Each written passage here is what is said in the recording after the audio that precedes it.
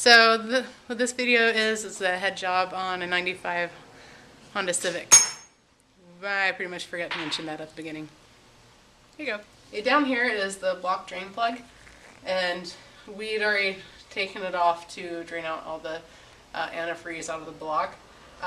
But after he cleaned it up, then he sprayed it with brake cleaner and took this off and flushed it all out because it leaves kind of gritty stuff behind. You don't want that in your block. And we also cleaned up the intake because we didn't take it out, so that way you're not going to be able to get to it later. So just clean it now. You want to avoid little like razor scratches and stuff. If you were to get a scratch right in here, over time, I mean, it could not go all the way through, but over time, your compression and stuff would push that all the way through, and your gasket would fail at 80,000 instead of 180. So what we're doing in case there are any little scratches is just kind of a cheap insurance is on our very pretty gasket. We sprayed it with copper sealant. So yeah. Now, the nice thing about the copper spray gasket, if I may add, is that it's like the copper stuff that you put in your radiator cap that you put in there to stop a leak in your cooling system. You get that fine copper particle stuff that'll seal up a little scratch or something if there is one. Just makes your head gasket job last so much longer, and it's not very expensive to do. Okay, now a really important thing is to make sure you put your gasket on the right way. I know you're probably thinking, well, duh, but it can cause for a very bad day. So before Brian sprayed this, we double checked and found out which way it went. But say I wanted to put it on this way. Oh, well, that looks nice. Yeah, oh, that lines up. Oh, no, 2 bolt holes don't line up, so you want to check. So this one, there's printing on it, and the printing all goes face down. I'm trying not to scratch off all this copper stuff while I'm doing this. So yeah, just line it up all nice and pretty and make sure everything lines up, and then you're ready to put the head on. Okay, as you can see, we have the intake manifold gasket in place, so that way you don't have to try and fish it on later. It's just going to hang on to the bolts there. And now we're going to set it on. And you don't want to smush up your gasket this way, so oh my thing fell forward. Let me push this back. Maybe the camera guy could give you a hand with that. Okay, that'd be good. Alright. I think it was user error. Anyway, so you on the right hand side there's a bolt, bolt hole, you can kind of line up, and then to your left, just kind of look and see. You don't want to smash it down hard. What I like to do is you have 2 different planes, an X plane and a Y plane, or X and Y according to the camera.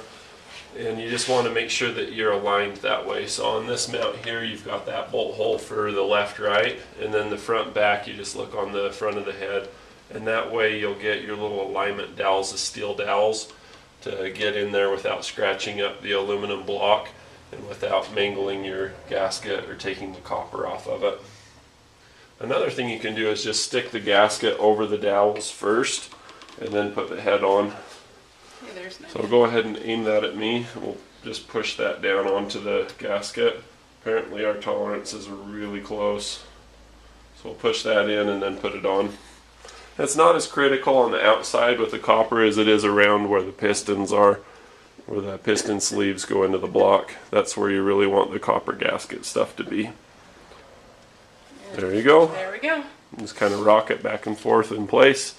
And then once you're snug, we'll go ahead and get some head bolts and start putting those in. Okay, so what we just did with the head bolts is we took them over to the wire brush and we just cleaned them up because a lot of them were all corroded and, well, not corroded really, I guess, but rusted on the threads.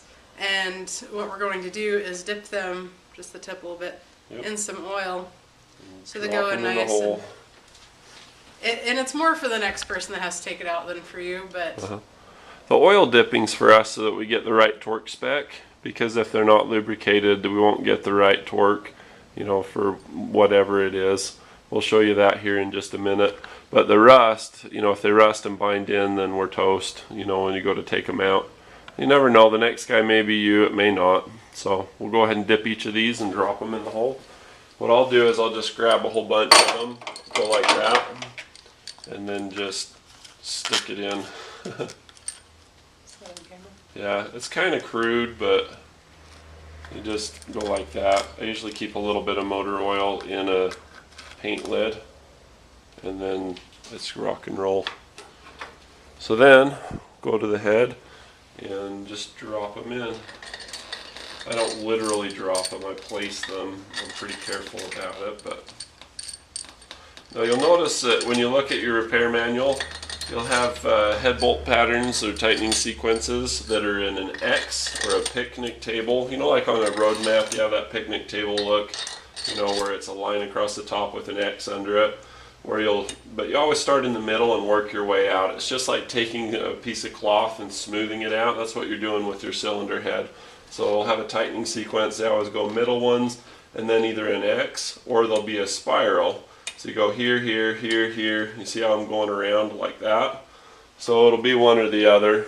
On this one, it's kind of specific, so we'll show you what it is. So what we're doing is we're starting each of these head bolts by hand. And like I said, we dip them in oil so that they get a good clean slide so that our torques will be correct. Because if you have a bunch of dry, corroded, nasty junk in the hole and you use oil, it'll go in smoothly. Otherwise, it'll prematurely bind and it'll mess up your torque settings.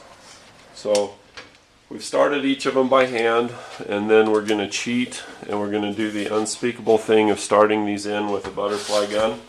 And you want to do it in order. And this is set to do them at about 11 foot-pounds or so.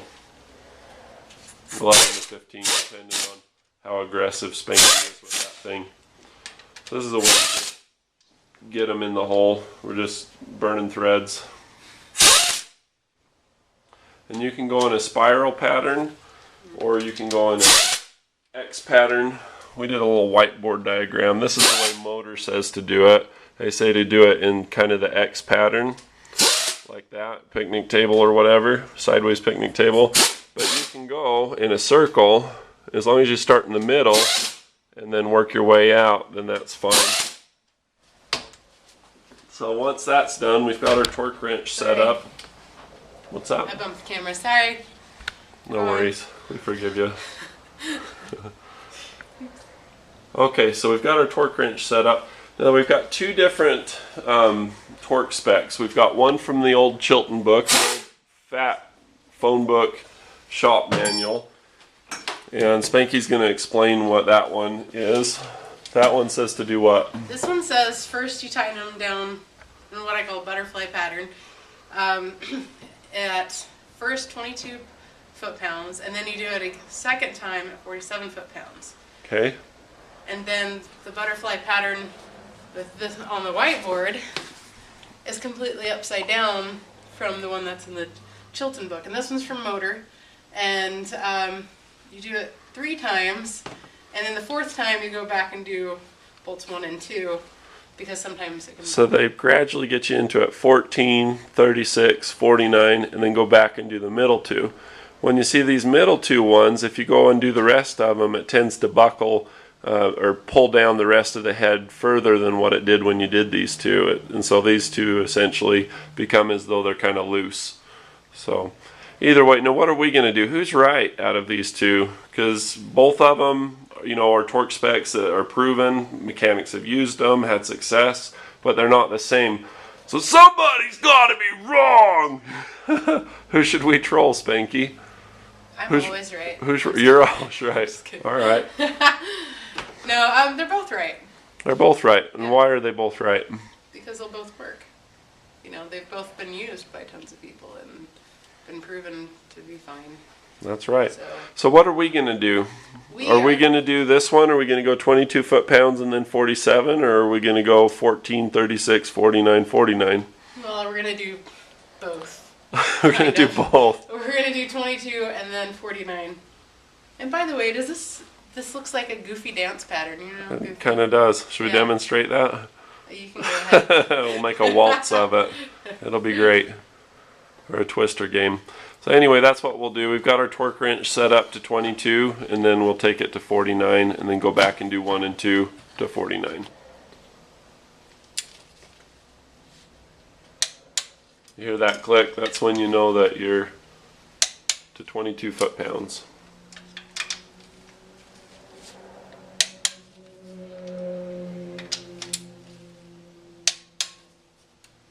It's musical.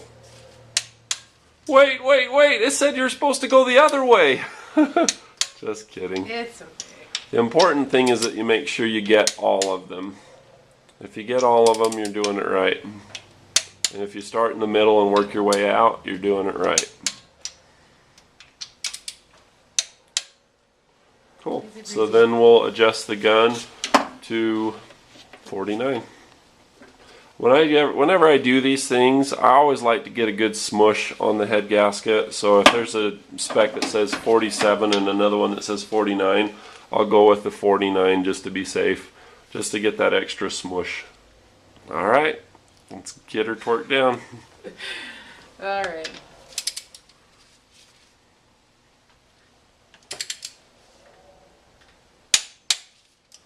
If you straighten your elbows and tighten from the shoulders, you'll find that you are a powerhouse. You just got to be careful to do it slow enough that you don't go past what your torque value is supposed to be, because you can do that too.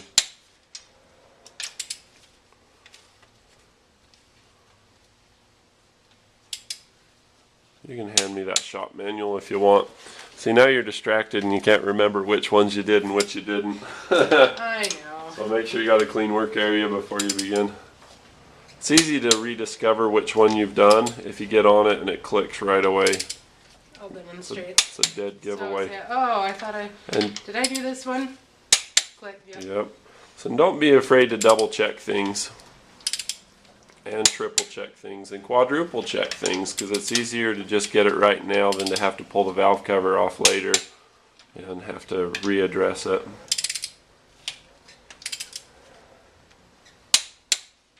Make sure that when you're on the bolts, especially with some of these other heads where you've got, you know, like almost 100 foot-pounds, to be real square on it so that you're not at an angle. I'm just going to double check these center ones. Yep, you go back and do them again.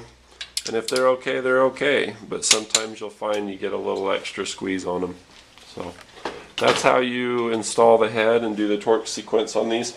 Now on these, we had a bunch of issues with the spark plug wires.